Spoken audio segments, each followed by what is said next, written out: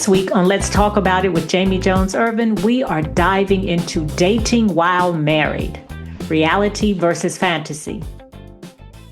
Somewhere between wedding vows and Wednesday night laundry, many couples realize marriage doesn't always look like the highlight reels or the romantic comedies, or even what we imagined.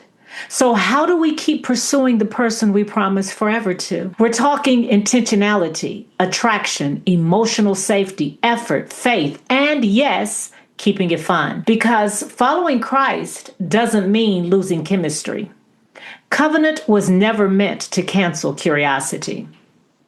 If you've ever wondered whether the spark fades, whether comfort kills romance, or whether love is a feeling or a discipline, this conversation is for you. It's grown, it's honest, and it's rooted. So, beloved, let's talk about it. With us tonight, we have Don Tyler Lee, who is married to Robert. We have Demia Kandai, who is married to Kojo. And we have Christy Martin Rodriguez, who is married to Al Rodriguez. So, ladies, thank you so much again for joining this conversation. Super excited. So tonight we're talking about dating while married, reality versus fantasy. And I want to hop in and just, ask, where do you think the biggest gap exists? Does a gap exist? A gap of the reality of dating versus married? Versus fantasy. What's interesting to me, all of us, did you date your husband before you married him? And I'm not even being funny, right? Okay, we dated and we married each other, right? He married me, I married him because we enjoyed what we did when we dated. We enjoyed that time. Dating is what led us to be like, oh, I want to be his forever boo. I want him to be my forever boo. And then we become forever boos and we stop doing the thing that made us want to do this thing. Yeah. See, I wasn't going to be deep. I'll jump in on that. Okay. I'm sorry. I mean, I interrupt you. I think I thought dating would be easier once we got married because you don't have to necessarily plan. You live in the same house and, you could just say, hey, let's go do this.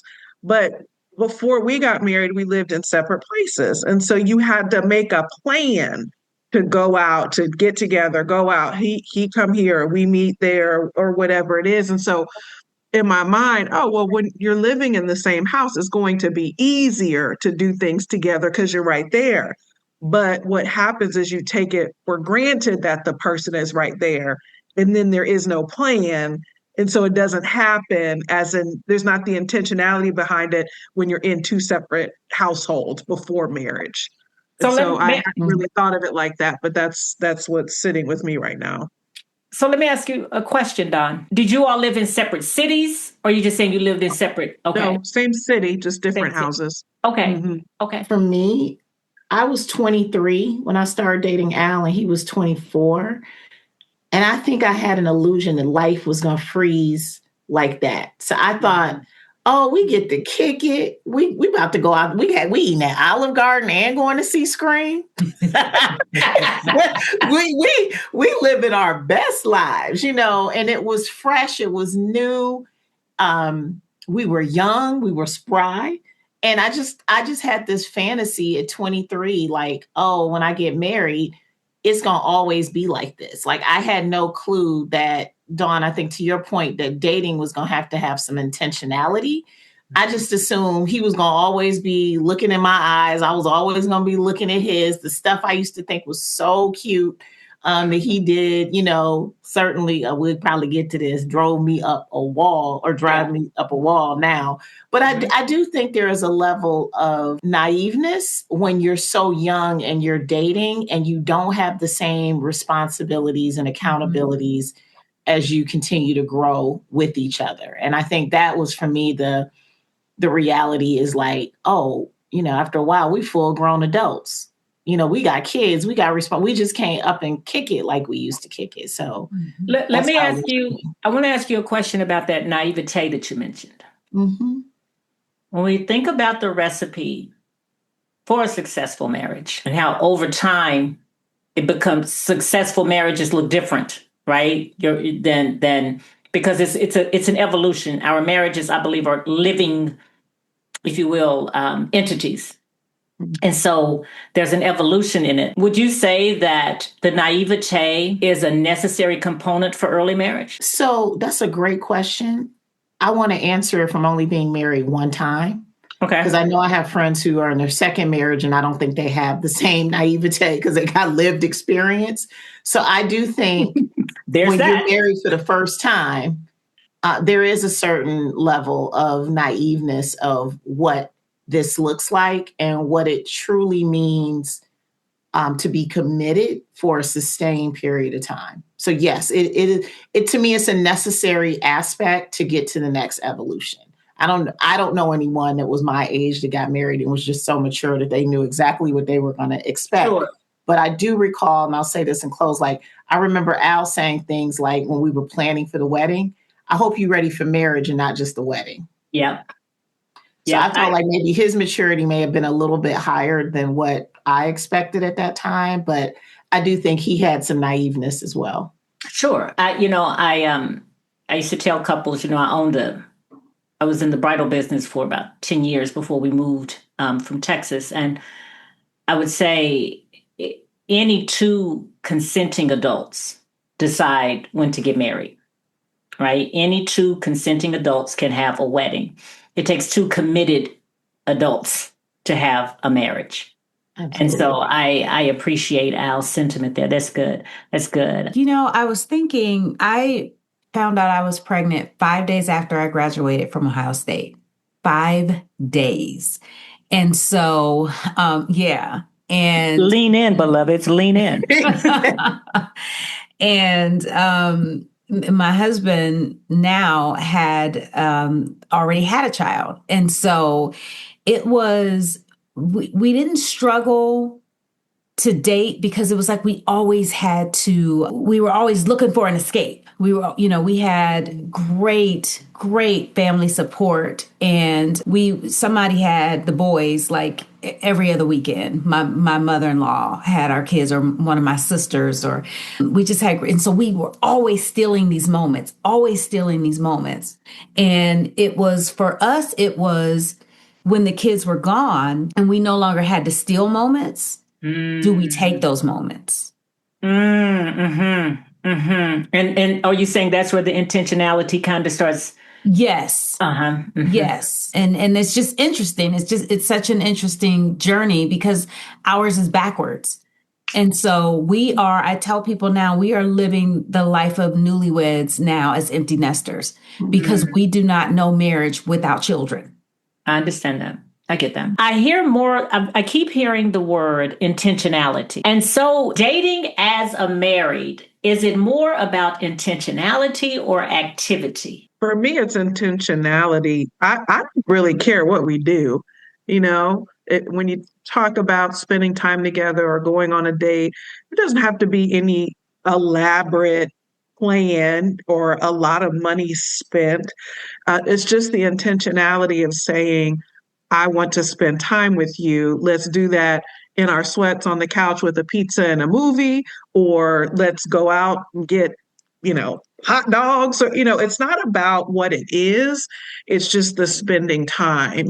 That's what's most important to me. And I actually had to remind my husband not too long ago. I said, I need you to start dating me again. Yeah. Because he used to make plans. He's not the planner in the relationship. I am the planner. I'm trying to accept that. But sometimes I want someone to tell me where to show up and how to be ready. And, you don't have to put any thought into it. And what was a little frustrating for me is I see him making plans with the fellas, go smoke cigars or, do the things that the guys do. And I was like, hello, can you make a plan for me? And so I think what happens sometimes is, as you get more mature in your marriage, you just start to accept things as they are rather than trying to change them. Or I accept things as they are. And I had to say, you know what? I want you to start dating me again. And a few weeks later, a calendar appointment showed up that said date night. I accepted it, and we had an amazing date night. And he said, I'm already working on the next one. I was like, well, all right, I'll be ready. Nice. So sometimes you have to share with your partner what it is you need so that that intentional time can be spent together regardless of what it is that you're doing. Yeah, I agree. There are times that, so we had standing date night on Wednesday, and it was standing date night. And for us, because we started our marriage with a child as well, this is my second marriage. And so I had what they call bought sense. I entered this one just a little differently, more mature, if you will, more grounded, more realistic. But like to your point, Demia, we don't know life. We don't know life yet without parenting. Parenting is a part of it. So we had to start out by being intentional, right? And so we started out by being intentional. We, date night, and we lived in two different cities when we first started dating. So the whole thing about, making a plan, and it was, because of that, it was very grandiose. I mean, I would show up and, Brian McKnight and Luther were doing duets for me when I'm walking up to the door. Just all the things, and that stopped. But anyway, I said to him, I said, my grandmother's advice to you was whatever it took to get her, that's what it's going to take to keep her. So don't start doing things that you're not going to keep up. But back to the intentionality. The best times we have would be like sitting out on our deck, eating chips and salsa. We understand that Wednesdays, an hour on a Wednesday, it's us. We don't talk about children. We don't talk about organizations. We don't talk about bills. We don't talk about things that are broken in the house. We just talk about us. And there are times where it's almost forced. Like we're just looking at each other because I'm still angry about something that just happened. You know what I mean? But we don't get to bring that to the space. And then by the time the 60 minutes comes, it's a lot more natural. So, thank you for sharing that. And thank everybody for your vulnerability around this topic. Do you still get butterflies? I do. I did today. I do. Sometimes we pass each other on our street, and there's a hill, and I'm coming down the hill and he's going up the hill. And I always have a visceral response. He takes my breath away. And I saw him, we share work, and I was walking through to go to the elevator, and I stopped and I looked at somebody. I said, that's a whole lot of fine right there. I need a minute. Yeah. And I told him later today, you still take my breath away. You still take my breath away. So my husband's love language is physical touch. I don't even know if he knows that the other love languages exist. There are more, but wait, there are more. But so when he touches you, does he still do it for you? Oh, yeah. Mm-hmm. Does he know that? Well, you just said he did. What about you, lady? It depends on when he touches me. I'm going through this life stage called perimenopause. Yeah. And I truly feel like not only do I have butterflies, because I feel like sometimes the feeling is good, and I do if he's wearing a certain cologne, but there's times I don't want to be touched, but I'm married to my best friend. Yeah. And I feel as though I can tell him, hey, I'm having a rough minute right now. You know what I mean? Or this doesn't feel like, and I don't know if I would feel that comfortable if I didn't trust him like he was my absolute best friend. Like there's no one, and my daughters laugh now because I'm an empty nester. They're like, when'd you get all up in his behind? And I'm like, I'm not, this is just my dude. Like, I love him.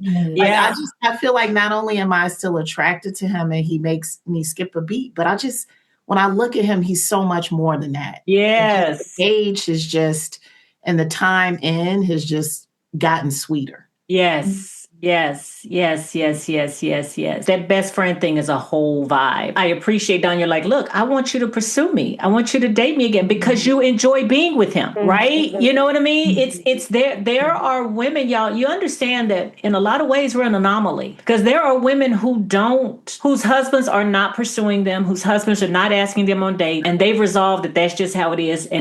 And it's okay, right? And that's how they live. I don't say that with any type of condemnation or disparaging them, but it is special to have what the four of us live and model, right? Because I see y'all grinning when they walk in the room, or look at Dawn. I just said grinning, and she started. I mean, it's okay, girl. But and that friend component, right? Especially like Christy, you and I have moved a lot. Mark and I have moved a lot. And when you move to a brand new city, and you are starting completely over with everything, your dentist, your gynecologist, your hairstylist, your church, where to shop, what type of food they even have at certain grocery stores.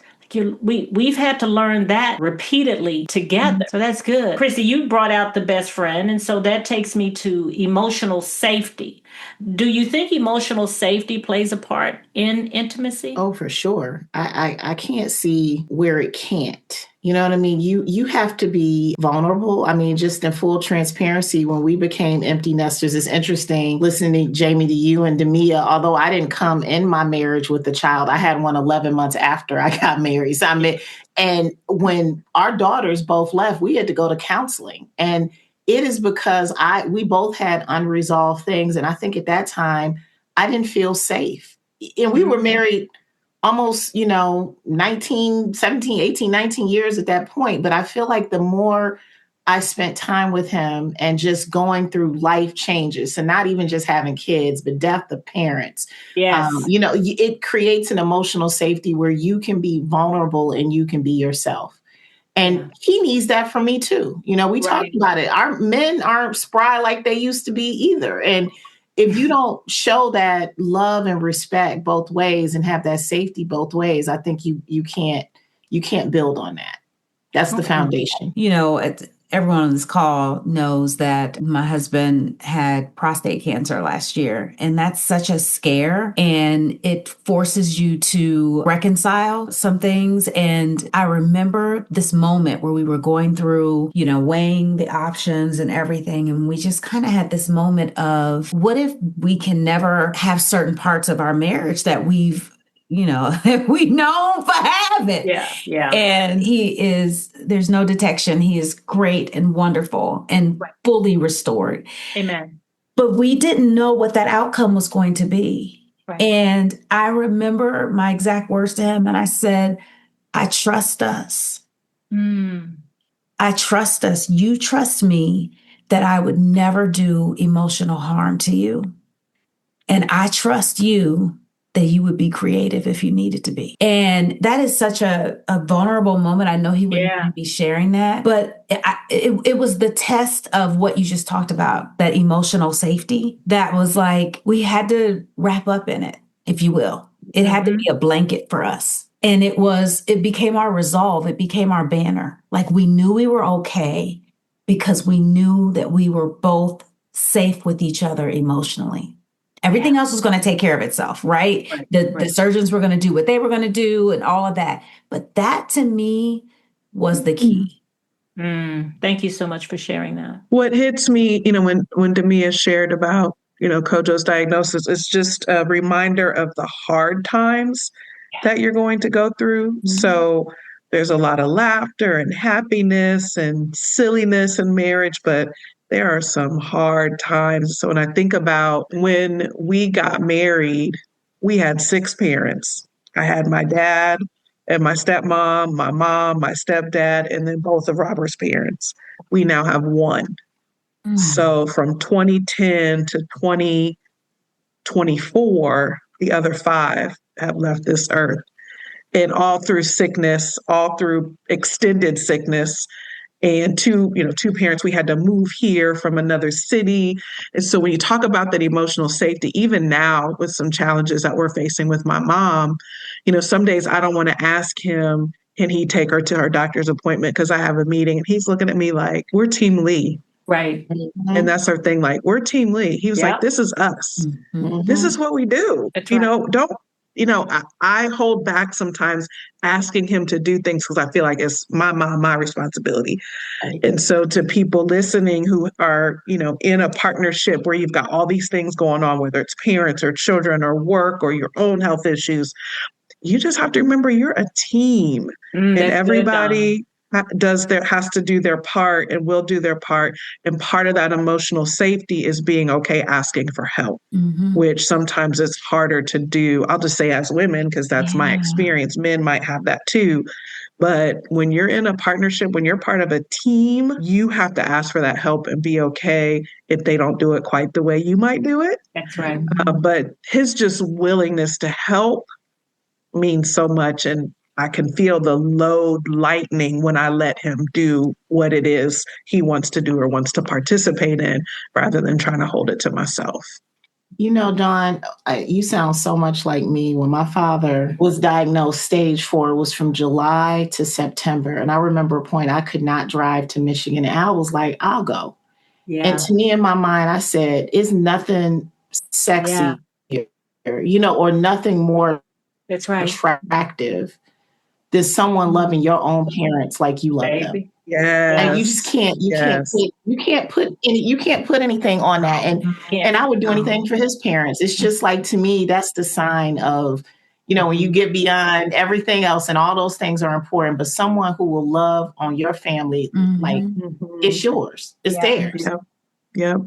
Nothing like it. And yes, because those of you know, we moved my mother in, and she was with us until she transitioned. And Demia, you might remember when Mama got a little grown and decided she was going to go back to Texas for a stint. And it was the fight was she wanted to drive her car. And I was like, honey, your cardiologist says you can't even drive to the doctor's appointment. And Ohio to Texas is a stretch. So we acquiesced and we flew her, right? My husband got up and dropped my mother off at the airport. She caught the first flight out, and he hit the road and drove straight to Dallas. Wow. So my mother landed, she Ubered to the house. A couple of hours later, several hours later, because it's a 16-hour drive, my husband pulled in her garage with her car, spent the night, got up, and came back home to his family. And that was 20 plus years into our marriage. And it was interesting because that's when my family was like, G really loves you. I mean, oh, G love, you know what I mean? like the, because they were like, I wouldn't have done that for, but it was, what you're saying is somebody to care for, and how there were times I couldn't because I was serving on a board at that point, and I was traveling a lot. I was on airplanes at least twice a month, and so my mother was up in Cleveland Clinic for about 6 weeks, 8 weeks. She was up there about 8 weeks. I went to Cleveland Clinic every other day, and when I wasn't there, Mark was there.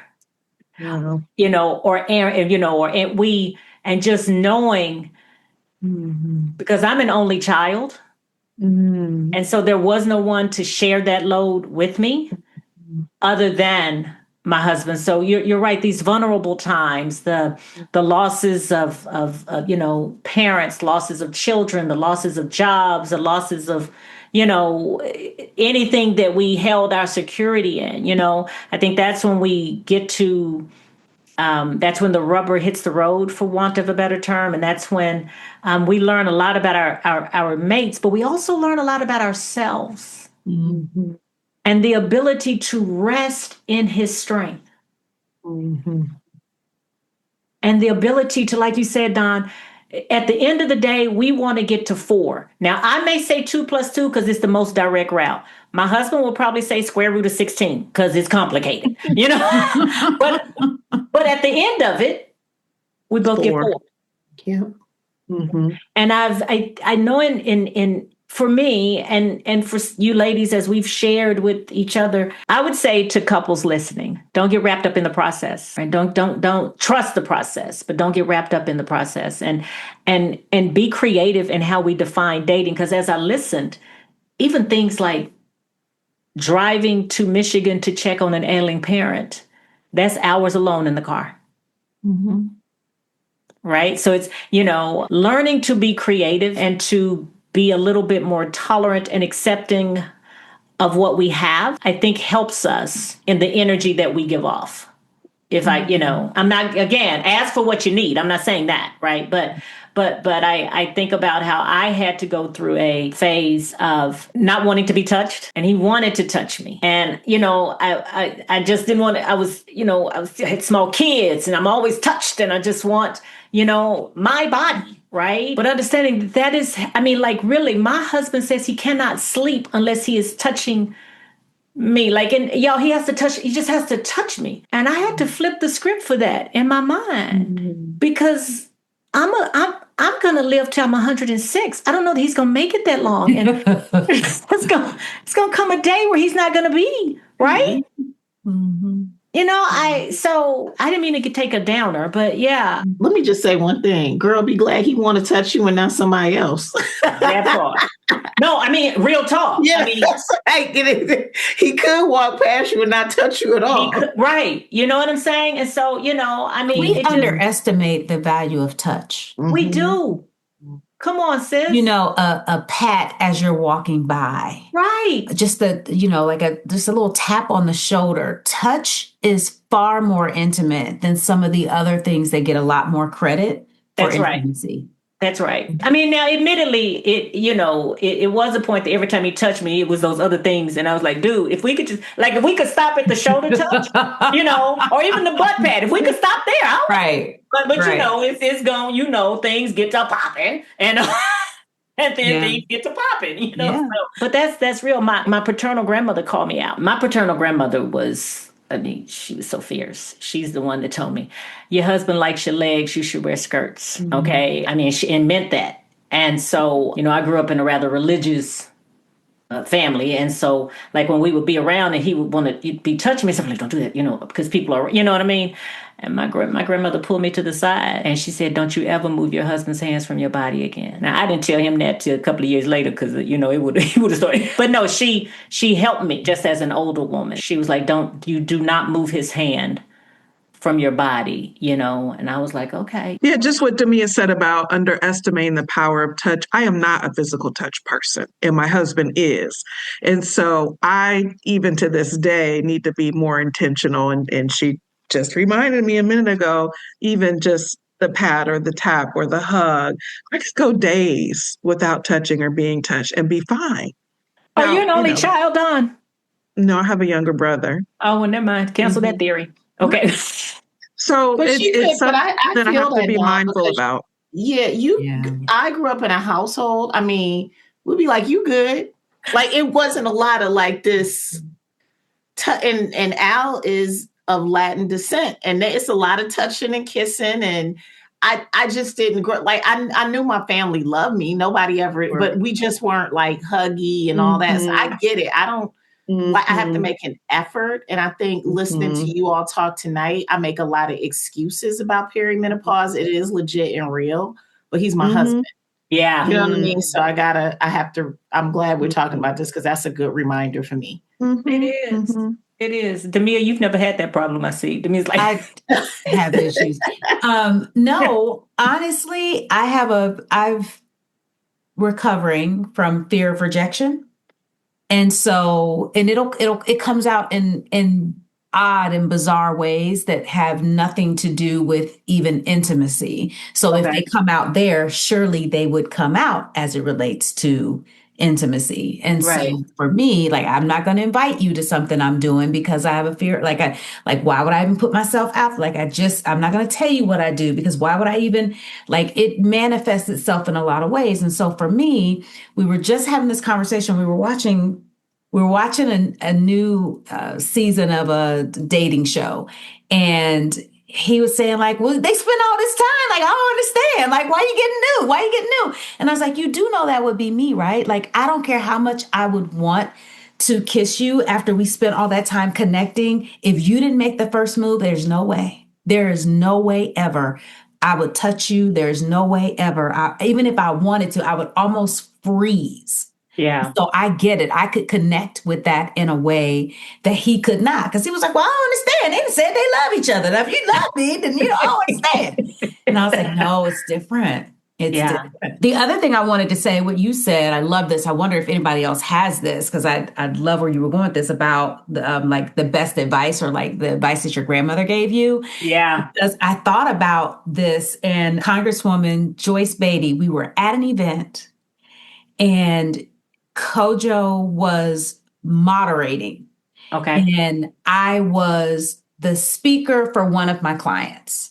And so I was the guest speaker, and someone else had acknowledged their spouse. And they were like, look at my beautiful wife and blah, blah, blah, blah.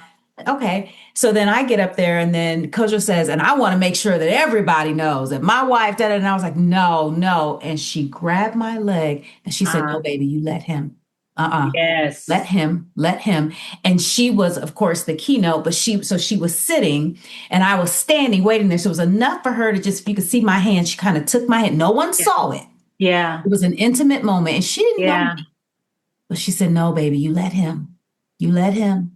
And that stayed with me. Come I don't on. have to tell her that story, but that stayed with me all this time. You let him. And that's, the Bible. Mm-hmm. Bible speaks of Titus 2 women, right? And in Titus chapter 2, that the older women are to pour into the younger women. And so like understanding that while they're pouring, that we are to receive. And so that takes us to a great segue, because I want to leave with, or at least want to put into the space different nuggets, right? What's a takeaway that we would want younger marrieds, newer marrieds, someone who could possibly even, just what's the takeaway? There's so many. I'm just trying to hone in on like what the one And is. give 12. We don't give When one for each disciple. what the thing I used to let things bother me so much early in our marriage, things he did do or didn't do. And so I would just offer to people who are younger in their marriage, is it that serious? Because at the end of the day, it probably isn't. And I would be running around stressed out and mad. And the time that I wasted being mad about dumb stuff is time that I can never get back. So if there is something, it's bothering you or it's a little quirk, is it really that serious? And now those things still happen, and I'm the one that's like, do. It's not that serious. So just don't waste time, because the older I get, the more I realize that every day is a gift.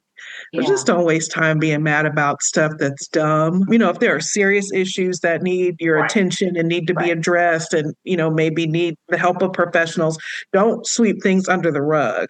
But Right. that little stuff, like one example, Robert is chronically late. And I used to get so upset about it. And now I either tell him the wrong time or we will drive separate, Yeah. because I don't want to walk in when everybody's leaving and he's okay with that. So Right. you make those adjustments and it's not the end of the world. So Right. just think of those things that bother you about your partner. Is that serious? And the answer is probably no. And then you just adjust, because chances are they are likely not going to, and they're not bothered the way you are.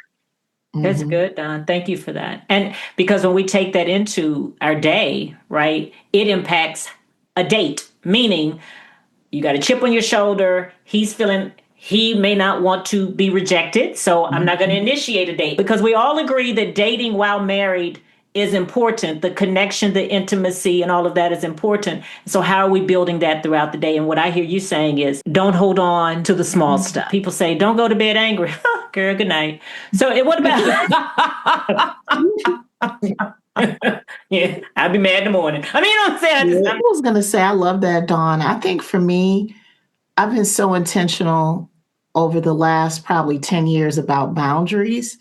And I'm really that way about my marriage. Amen. I don't let anybody get in between my marriage with Al.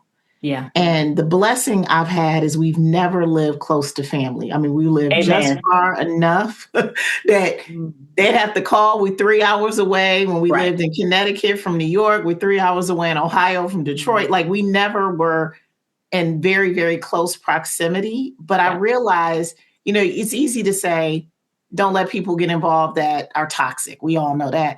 But even family members that are well-intended, they have trauma about marriage that I'm glad I did not let in. I'll give you a couple of 4 examples. When I first got married, well-intended loved ones on both sides was like, you better have stuff he don't know about, your own account, never trust him here. And then my father was like, don't go into marriage like that. That's right. Don't go into marriage where you already are setting up a level of distrust. And so I think for us, we had to cleave to each other because it's always just been the two of us, like you mentioned.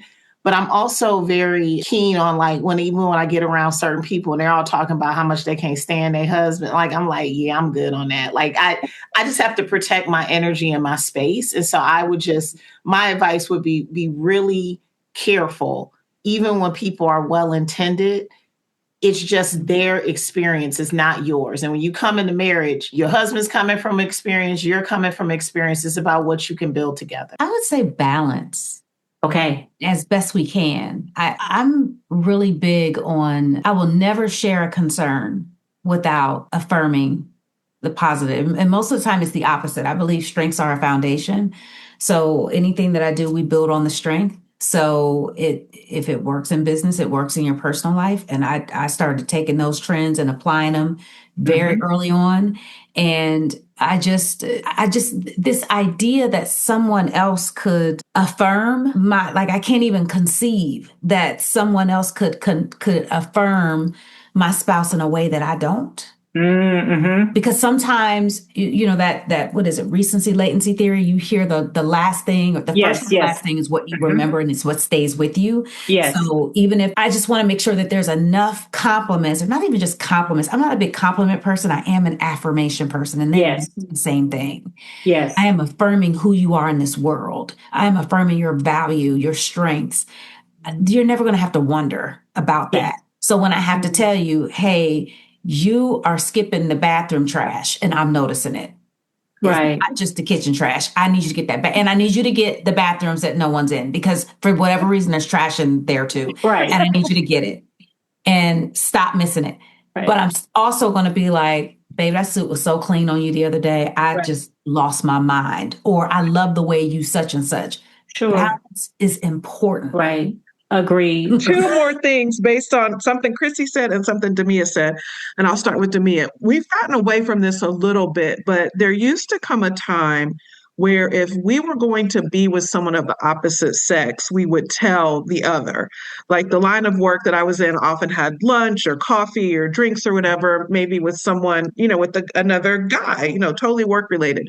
No one is ever going to come to my husband and say, hey, I saw Dawn with Bob, and he don't know who Bob is. Right. And so I would offer that as advice for people who are in roles that maybe are very social, or your work requires you to be with the opposite sex. And he would do the same for me. In his hospitality line of work, he knows a lot of women bartenders and servers. And I'm like, now who's this and who's that? Right. Just being upfront if you were going to be with someone else in a professional setting. So if someone else sees it and it gets back to your spouse, they're not confused about what it is. That's the first thing. And then the other thing that Robert and I were intentional about was getting marriage mentors. We identified a couple who had been married at the time we got married, probably 30 years. Yeah. And we both came from divorced houses. So I rely on my mom for all kinds of advice. How to be married. I'm not going to say it wasn't advice I could receive from her, but it's like I try not to give parenting advice to my friends because I had no children. So what do I know about being a parent? I don't want single women. I don't want divorced women be trying to tell me how to be a wife. Right. So we intentionally identified this couple that, sometimes I have to go to and I have to go to the wife and explain the scenario, and she will tell me, you were wrong. Yeah. And this is what you need to do. I'll be like, are you sure? Like, tell you again what happened to make sure you understand you were wrong. Yeah. And he does that with a husband. And so just to the point of surrounding yourself with people who really want to invest in your marriage, into you as a couple, is important, and they don't have to necessarily be related to you. To Christy's point, might be better if they're not sometimes. Agreed. So having that support system. So here's a nugget that I give to young women. Like in this space, what I would say is when you are traveling, when you are going to be away from one another, empty the bag. I'll let y'all be. Okay. All right. The bag should be emptied. Or as Al says, don't leave me on these streets hungry. Okay. Okay. Empty the bag. We've done the 2-state tango a few times. Like I was in Kentucky for 2 years while he was in Ohio, and we were coming back and forth, etc. And every single day, y'all, when I got dressed, I sent a picture to my husband, and he would always tell me, you're beautiful. That's a nice outfit. I like blah, blah, blah, blah, blah. Because I did not want the first time that I heard a male say I look good not be from him. And he wasn't at home to do it. You see what I'm saying? We didn't live together. So I would send him a picture every single morning of whatever I had on, and not spicy, but just, this. I just said, hey, have a great day type of thing. And it's cute because now, we've been under the same roof 10 consecutive years, married for 20 plus. But since this move, we've been, and he'll every once in a while be like, send me a picture. Being able to step out in these streets, and when brothers be like, you sure look good, and being able to be like, I know my man told me, you know what I'm saying, just and sending him out the same way to me, and like you said, not just compliments but affirmations. And when we have said, listen, you don't pursue me like you used to, I want you to pursue me. And they do, showing that appreciation. Thank you for hearing me. If it is a moment where you don't want to be touched for whatever reason, and you see that he is holding that back because he's honoring what you said about, I just need a moment, saying, you know what, babe, thank you. I really appreciate how you see all of me. So much rich advice, so many nuggets. Dating while married is simply, how do you stay connected? How do you stay connected to the person to whom you said, I want to do forever with you? And so we've heard repeatedly, be intentional. We've heard repeatedly, show up, the whole affirmation thing. I just am so grateful for the nuggets that we have shared with the greater good, and frankly, for the nuggets that we've shared with each other. I have every confidence that these 4 pillars will be stronger because of this conversation. Again, thank you so much for being here tonight. And let's talk about it with Jami Jones Ervin.